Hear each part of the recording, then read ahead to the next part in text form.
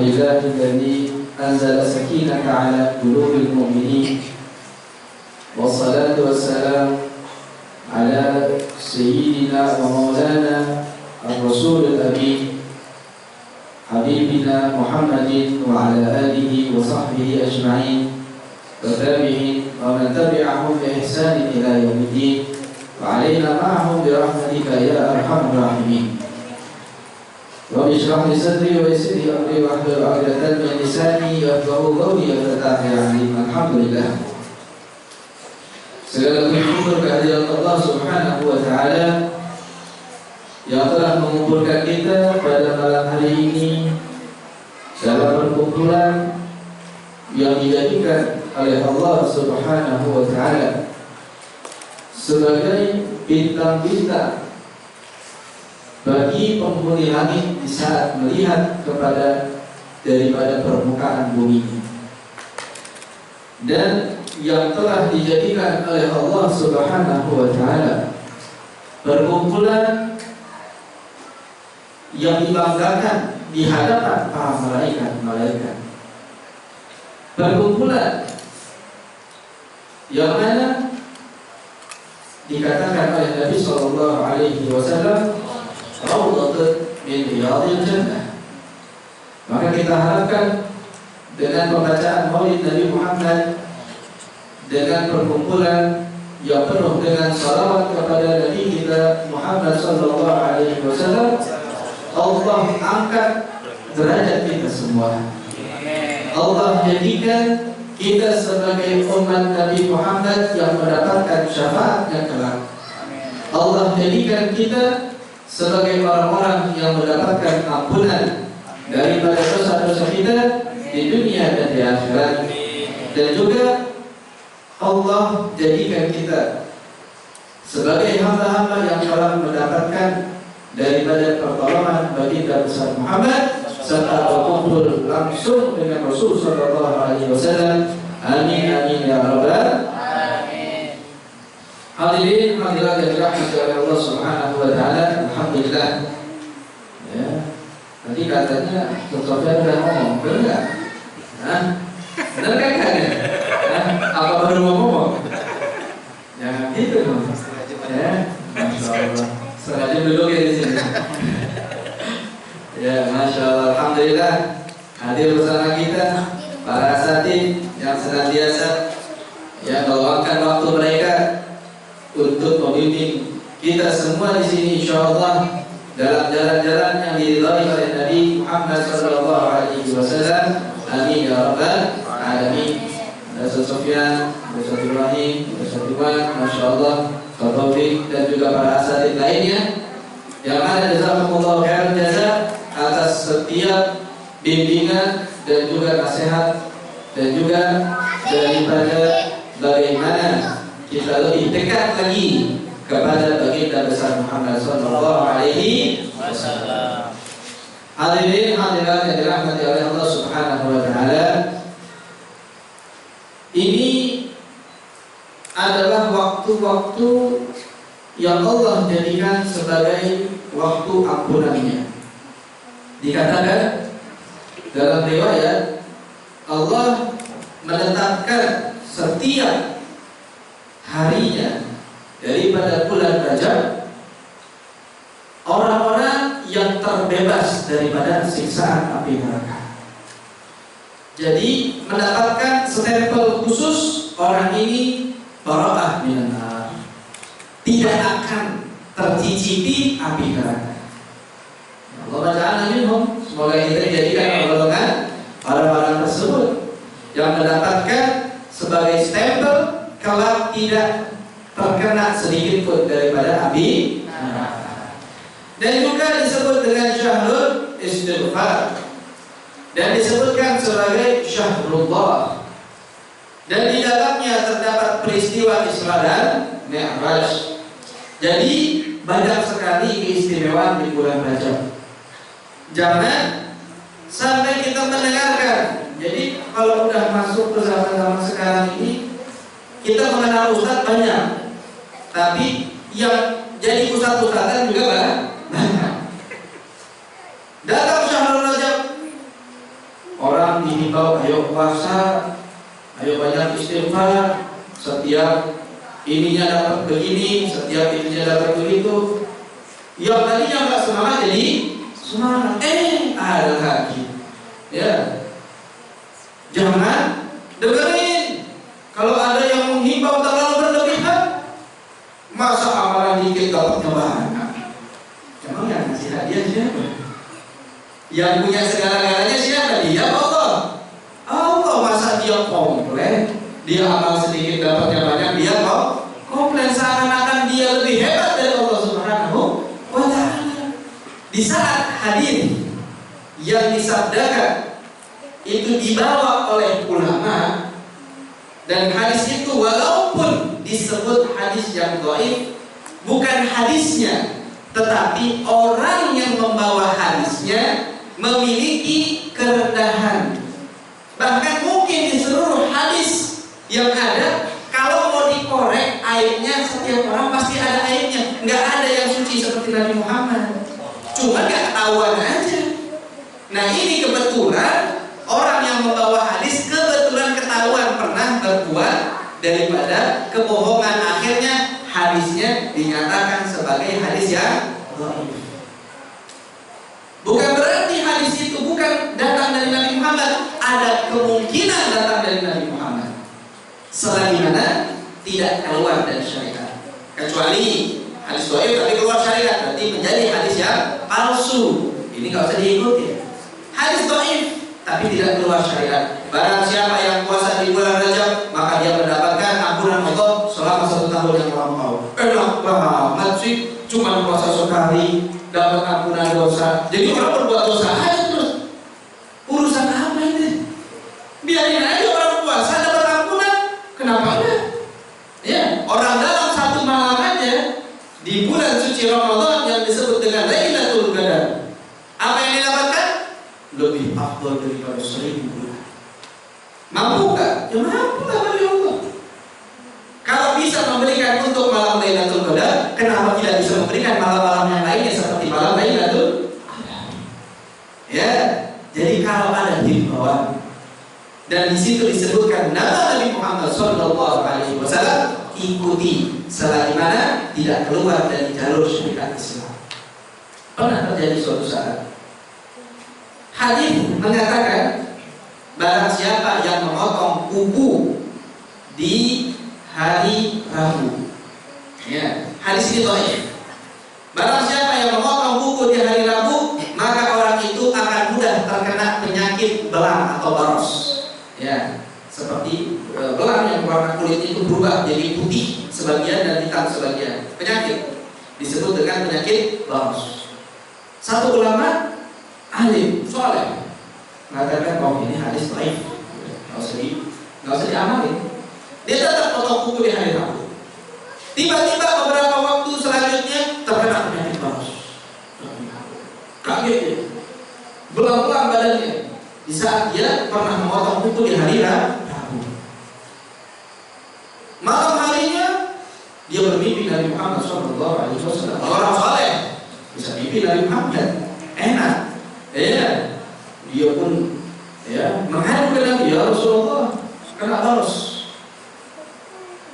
Kata Nabi Muhammad, apakah kau nggak dengar tentang ucapan yang mengatakan tidak boleh memotong kuku di hari Rabu? Kata dia, ya Rasulullah, tapi dhaif. Dia punya pemahaman dalam ilmu, boleh dia berargumen, tapi itu hadis yang lemah. Kata Nabi Muhammad, apa kau tidak dengar di dalamnya ada namaku? Maksudnya telah disampaikan ini dariku, cukup untuk menjadi hujjah. Akhirnya pun dia bertaubat. Ya, dia menangis di hadapan Nabi, diusap sama Nabi SAW, sembuh dari penyakitnya. Bangun tidur, alhamdulillah dalam keadaan sehat. Ini orang soleh. Nah, kalau kita kan boro-boro ketemu Nabi, ketemu mimpi orang soleh aja kagak pernah. Yang kita lihat, masya Allah, ya Jennifer mulu tiap malamnya. Bagaimana ceritanya? Ya, sudah mendengar hadis Nabi, bukan yang bergegas mengikuti apa yang disabdakan, ini malah mencap-mencap Nah ini mah begini, ini mah begitu. Ya diamalin dulu. Alhamdulillah ketika dikasih umur di bulan Rajab, ya kita nggak tahu tahun depan kita dapat lagi bulan Rajab apa enggak. Siapa yang tahu? Nggak usah begitu. Tahun ini di bulan Rajab ini berapa orang yang pernah kita kenal nggak ada pada bulan Rajab tahun ini? Berapa nih? Baik yang muda, baik yang tua, baik yang laki ataupun yang perempuan, banyak yang sudah nggak ada. Iya. Tahun depan kita nggak tahu lagi siapa yang ada. Mungkin kita. Kenapa enggak? Di saat ada bulan Rajab dan kita masuk di dalamnya, dan Allah jadikan khusus, ya keistimewaan lain dalam bulan Rajab adalah khusus di antara bulan-bulan yang lainnya. Kalau bulan-bulan haram yang lainnya itu berdampingan, ya Dzulqa'dah, Dzulhijjah, Muharram itu berentetan. Bulan Rajab sendirian, ya bulan Rajab bulan yang sendiri, ya antara bulan-bulan yang tidak terlalu dikenal. Dzulqa'dah adalah tidak terlalu dikenal, Sya'ban tidak terlalu dikenal, nggak ada peristiwa kecuali Sya'ban di dalamnya. Itu pun banyak yang mengingkari lagi di dalamnya. Ya, kita alhamdulillah. Apa yang diminta? Perbanyak istighfar, perbanyak berpuasa. Dibilang, jangan puasa khusus di bulan Rajab. Puasa khusus yang lain boleh, puasa khusus di bulan Rajab nggak boleh. Nabi mengkhususkan puasa atas hari lahirnya. Nabi mengkhususkan puasa atas hari lahirnya. Kita mengkhususkan bulan puasa di bulan Rajab karena bulan Rajab adalah bulan yang istimewa di hadapan Allah, dan kita berharap Allah mengampuni dosa kita berkat puasa kita kepada Allah Subhanahu wa Ta'ala. Karena enak orang puasa itu pahalanya besar. Fadilah puasa adalah sesuatu dikatakan oleh Allah Subhanahu wa Ta'ala, setiap amalan Bani Adam itu semuanya untuk mereka sendiri. Salat untuk mereka, zakat untuk mereka, sedekah untuk mereka, haji buat mereka. Illas shaum fa innahu li. Kecuali puasa. Puasa punya saya. Wa ana ajzihi, dan urusanku untuk memberi apa bagi orang yang puasa. Kira-kira Allah bakal kasih apa? Kalau yang lain masih takar, puasa zakat takarannya dapatnya sekian pahalanya, sholat takarannya pahalanya sekian, baca Quran takarannya pahala sekian, puasa nggak pakai takaran, urusan saya dengan hambaku. Berapa banyak? Nanti itu kejutan bagi mereka. Sampai disiapkan satu pintu khusus yang disebut dengan Ar-Rayyan. Bagi siapa? Bagi mereka yang suka berpuasa. Orang yang suka puasa dikasih pintu khusus masuk surga. Ya, istilah VIP ada. Nggak ikut rombongan lain, nggak pakai ngedosa lagi, nggak pakai ngantri lagi, masuk pintu khusus untuk mereka yang berpuasa dengan pintu Ar-Rayyan. Ya, ini nikmat dari Allah. Kita disuruh tahan lapar, tahan haus, menahan hal-hal yang halal, maka itu semuanya hanya dari waktu pagi sampai terbenamnya matahari. Ditambah lagi bonus tidur boleh, iya boleh tidur, boleh kalau sholat nggak boleh tidur, iya ini tidur boleh, tidurnya ibadah. Kenapa? Kan dikatakan naumus shaim ibadah. Wah, ada pada puasa tidur semua. Iya, memang ibadah. Kenapa? Karena dia tidur di saat dia sedang ibadah. Karena kalau puasa itu nggak ada gerak-gerik khusus. Kalau sholat kan ada gerak-gerik khusus. Ya, selesai sholat ya selesai ibadahnya. Kalau puasa mulainya dari pagi, selesainya maghrib. Di tengah-tengahnya ente duduk ibadah, berdiri ibadah, tidur ibadah, diem ibadah. Apalagi kalau ditambah dengan ibadah. Ya, diemnya ibadah, apalagi baca zikir. Tidurnya ibadah, apalagi kalau bangun berbuat sebuah kebaikan. Membaca Al-Quran ibadah di atas ibadah, mendapatkan pahala yang 2 kali lipat. Nikmat apa? Nikmat. Nah, terus mau disia-siain gara-gara ucapan beberapa orang yang mengaku sebagai orang yang alim, sebagai orang yang punya ilmu, akhirnya menyesatkan. Malah dulu kita menyesatkan orang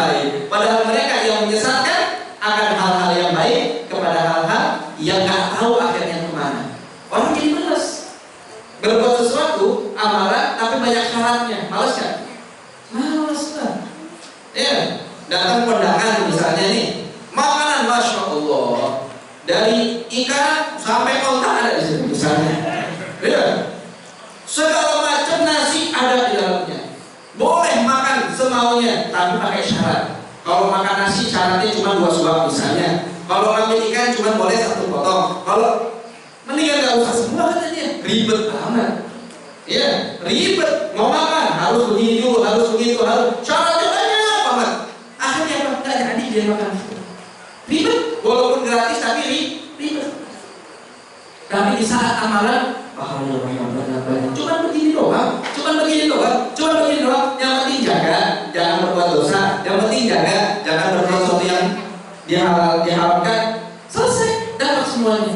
Kira-kira nikmat. Orang yang malas jadi semangat gak? Semangat. Nah ini alhamdulillah dia mau puasa. Di saat dihimbau, ayo puasa aja, biar dosanya diampuni. Dia sadar, tahu dirinya penuh dengan dosa. Ya Allah, selama setahun dosa saya yang pernah saya berbuat, dihapus semuanya. Nikmatnya. Apa yang dia lakukan? Dia berpuasa. Kita tak tahu di saat setelah dia puasa tiba-tiba Allah berikan hidayah, dibersihkan semua dosa-dosanya dan tidak ada keinginan berbuat daripada dosa lagi. Kita tahu. Mungkin sebabnya itu. Tapi enggak. Di saat jangan itu tadinya semangat, hilang semangatnya. Yang tadinya mau berhenti dari dosa malah melanjutkan dosa. Karena itu terkadang bahayanya bagi orang yang tidak bisa menyampaikan sesuatu pada tempatnya, bukannya orang mendapatkan hidayah, melainkan orang jauh dari hidayah. Kalau karena orang alim, orang menjadi baik itu wajar. Namanya juga orang baik memberikan petunjuk, orang jadi ikutin itu wajar. Tapi yang bahaya karena orang baik, karena orang alim, orang berpaling daripada kebaikan. Ini yang mengerikan. Ya, mengerikan. Kita nggak tahu. Kita tahu gila. Oh ternyata fulan masuk Islam. Oh fulan jadi hidayah. Oh fulan jadi hijrah. Kita tahu gila. Tapi gara-gara kita ada orang yang lain soal kita nggak tahu. Gara-gara kita ngomong yang mungkin nggak pas. Sholat aja gitu. Maksud apa itu? Gara-gara siapa? Ternyata gara-gara dai. Dituntut nggak di akhirat? Tuntut. Di saat ditanya kenapa kamu meninggalkan sholat, gara-gara fulan. Siapa fulan? Dai, alim. Iya gara-gara fulan. Kenapa? Dia kalau nasihati orang kasar. Kalau nasihati orang menyesatkan. Saya ingin malas, mendingan gak usah beribadah sekalian. Ribet kata dia. Ngomong apa? Punya jawaban apa? Oh itu bagus boy. Nggak boleh. Ini nggak ada urusan udah di hari kiamat gitu deh. Ya, urusan depan Nabi Muhammad, depan Allah Subhanahu Wa Taala mau apa? Ya, seperti hal-hal yang lainnya. Kalau kita mau bahas ada habisnya masalah itu kan. Ya, tujuan kita meminta ampun sama Allah Subhanahu Wa Taala. Paling tidak dalam setiap harinya kita meminta ampun di pagi hari 70 kali, di malam hari 70 kali. Apa yang kita baca? Rabbil firli warhamni wa tub alayya. Baca itu 70 kali. Kelupaan subuhnya enggak apa-apa. Habis subuh kelupaan masih ingat baca di kolom. Enggak apa-apa di kolom. Sampai bilang enggak boleh. Tidak ada yang melarang. Allah baca Rabbil firli warhamni wa tub alayya 70 kali. Sambil bawa motor silakan. Sambil bawa mobil silakan. Sambil goreng silakan. Enggak apa-apa. Baca Rabbil firli warhamni wa tub alayya. Kalau bisa sambil khusyuk lebih afdal. Mumpung ingat yang pas lagi bawa motor, baca sambil bawa motor. Malamnya ditambah lagi 70 kali ya. Nabi SAW yang dikatakan dalam Al-Quran, yaghfir laka Allah ma taqaddama min dhanbik wa ma ta'akhkhar. Yang telah dihapuskan setiap dosa bagi yang terlampau maupun atau yang akan datang. Yang dimaksud adalah tidak mungkin berbuat dosa baik dulu ataupun akan datang.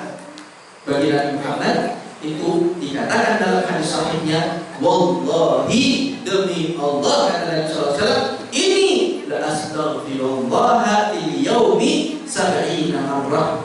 Riwayat yang lainnya aktsar min 70 marrah. Riwayat yang lainnya mi'ata marrah. Nabi mengatakan, demi Allah, setiap hari saya beristighfar kepada Allah. Apa istighfarnya berapa kali? Minimal 70 kali. Ada yang diriwayatkan lainnya minimal 70 kali atau lebih dari itu. Ada lagi sampai 100 kali. Punya dosa apa? Punya kesalahan apa? Tidak ada. Hanya ingin bersyukur kepada Allah dan dia ingin beristighfar agar menjadi panutan kepada umatnya yang hidupnya penuh dengan dosa.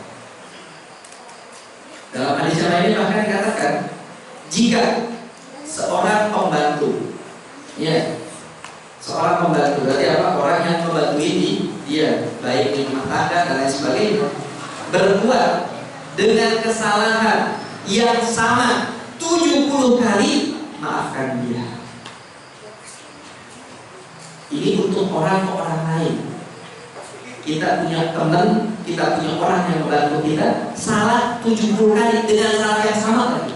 Mencapai ini 70 kali misalnya. Maafin. Ya, boro-boro 70 kali. Ya, satu kali aja udah semuanya keluar ucapan. Kebun binatang udah habis dan semua. Ya. Ini 70 kali. Di saat pernah ada sebuah bencana yang pecah, maka kata Nabi Shallallahu Alaihi Wasallam apa? Sesungguhnya setiap barang memiliki umur. Ya, setiap bencana memiliki umur. Kalau pecah sudah datang ajalnya. Jangan malah ngomel-ngomel. Anak pecahin gelas, wah panjang lebar. Ya, saudara pecahin gelas, wah, pembantu pecahin piring, wah seperti seakan-akan kiamat telah datang. Ini apa? Mana rasa pemaafnya? Kalau mau minta ampun dari Allah, syaratnya satu, memaafkan orang lain. Nggak bisa kita astagfirullah, tapi kita benci sama orang. Nggak mungkin dimaafin sama orang. Kata Allah, gimana mau dimaafin? Ini orang aja jahat, nggak pernah maafin orang. Tapi di saat orang itu memaafkan segala-galanya kesalahan orang, maka Allah akan memberikan ampun untuk dia. Dikatakan pada suatu saat, dari suasana yang duduk, ya masjidnya dulu kecil, ya mungkin segede musola kita atau berapa bulan. Nabi lagi duduk sama sahabat, tiba-tiba mengisyaratkan ke pintu masjid, akan masuk dari pintu ini penghuni surga. Masuk satu orang sahabat yang biasa saja, bukan orang istimewa. Semuanya ya. Besoknya lagi Nabi mengatakan, saya ya, min ahlil jannah, akan datang lagi orang penghuni surga. Dia lagi. Dia sahabat. Sampai 2 kali Nabi mengatakan hal tersebut. Sampai kebesokannya ketiga kalinya Nabi mengulang kembali mengatakan akan masuk dari pintu ini seorang penghuni surga. Dia lagi. Sayyidina Abdurrahman bin Auf penasaran. Apa ini lah? Ya, punya amalan apa? Punya tiket dari mana nih? Sampai Nabi mengatakan penghuni surga. Yang punya surga yang bilang enak. Nah, soalnya kalau saya bilang penghuni surga, tahu dari mana?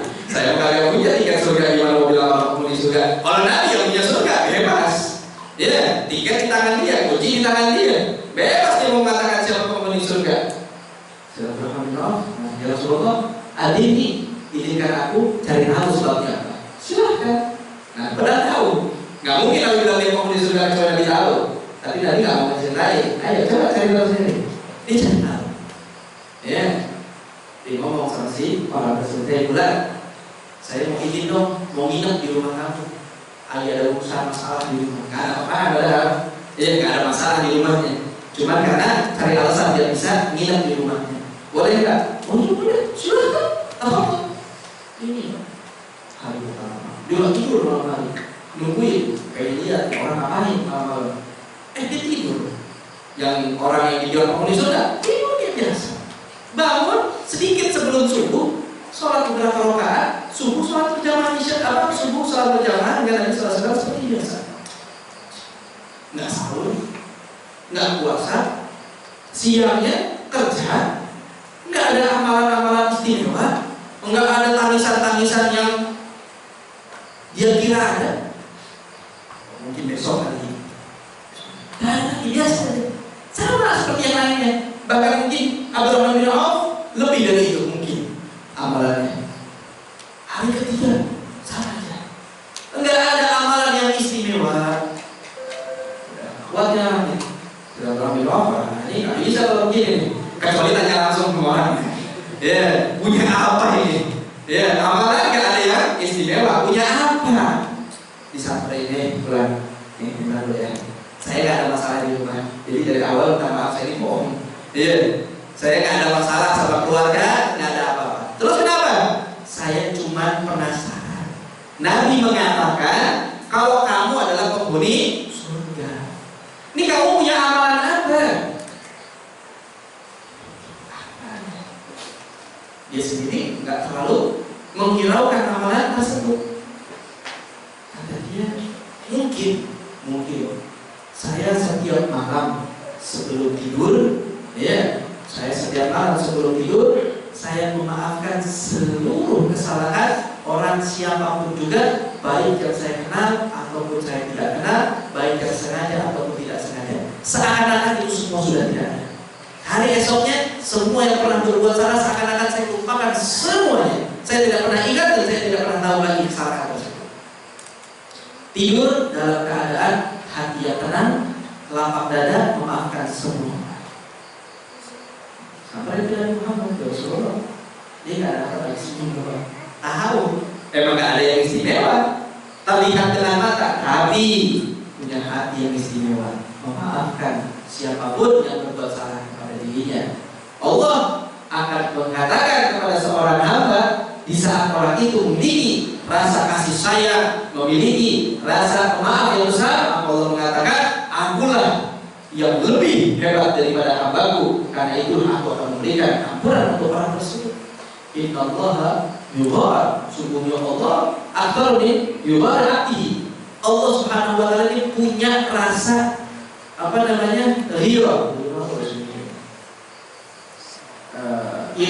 ghirah, sejenis iri, cemburu. Allah Subhanahu wa taala memiliki rasa cemburu lebih dari orang-orang terhadap orang lain. Kecemburuan Allah. Cemburunya kenapa? Di saat melihat ada orang berbuat baik, maka Allah akan mengatakan saya lebih baik dari orang tersebut, akan memberikan hal yang lebih besar. Di saat orang memiliki rasa kasih sayang, Allah akan mengatakan aku adalah raja daripada segala-galanya dalam memberikan kasih sayang. Sampai nanti mengatakan seorang wanita berbuat maksiat, ahli maksiat masuk surga karena menyayangi seekor anjing. Suatu anjing itu kehausan, dia ambil air dari sumur untuk minumnya seekor anjing, maka Allah hapuskan dosa-dosanya, merubah sifatnya yang tadinya buruk menjadi orang yang taat kepada Allah. Kenapa? Di saat ada rasa kasih sayang terhadap makhluk, maka Allah akan mengatakan aku lebih berhak kasih sayang terhadap dirinya.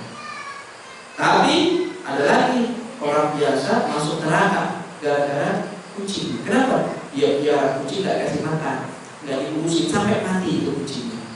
Allah akan mengatakan aku lebih berhak dari dirinya untuk menyiksa seorang makhluk, maka dia pun akan tersiksa di hadapan Allah. Ya, jadi dalam bulan Rajab ini perbanyak istighfar, perbanyak perbuatan baik apapun juga.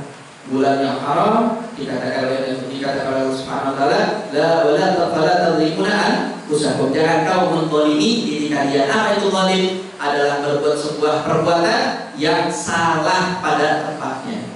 Bahkan air, ya, seharusnya ya untuk diminum dia gunakan untuk hal yang salah, itu termasuk zalim disebutnya. Sendal ya, harus dipakai di kaki, dipakai di tangan, itu zalim namanya. Ya, sendal harus di kaki, ditaruh di kepala, itu zalim namanya. Kopiah harus di kepala, ditaruh di kaki, itu namanya zalim. Itu termasuk zalim. Apalagi yang lainnya. Tangan harusnya berbuat baik, dia malah berbuat jahat, itu zalim. Pada tadlimuna anfusakum. Dalam bulan-bulan haram jangan kau zalimi diri kalian dengan perbuatan-perbuatan buruk, melainkan ditanamkan dengan perbuatan-perbuatan baik. Dikatakan Rajabu Syahrullah, dan Rajab adalah bulan Allah, dan dikatakan juga dalam bulan Rajab bulan menaruh daripada benih, di bulan Sya'ban di mana disiramilah benih tersebut, dan di bulan Ramadan kita tinggal memanen daripada benih tersebut. Insyaallah Allah berkahi bulan Ramadan kita, dan Allah berikan keberkahan juga di bulan Sya'ban, dan Allah sampaikan kita semua di bulan suci Ramadan dalam keadaan sehat walafiat, dalam keadaan takwa kepada Allah, menjalankan daripada puasanya, menjalankan daripada ibadahnya, dan Allah berikan kekuatan kepada kita dalam menjauhkan diri kita setiap dosa-dosa dan kemaksiatan kepada Allah Subhanahu wa taala. Amin amin ya rabbal alamin. Wa a'udzu bikum. Assalamualaikum warahmatullahi wabarakatuh.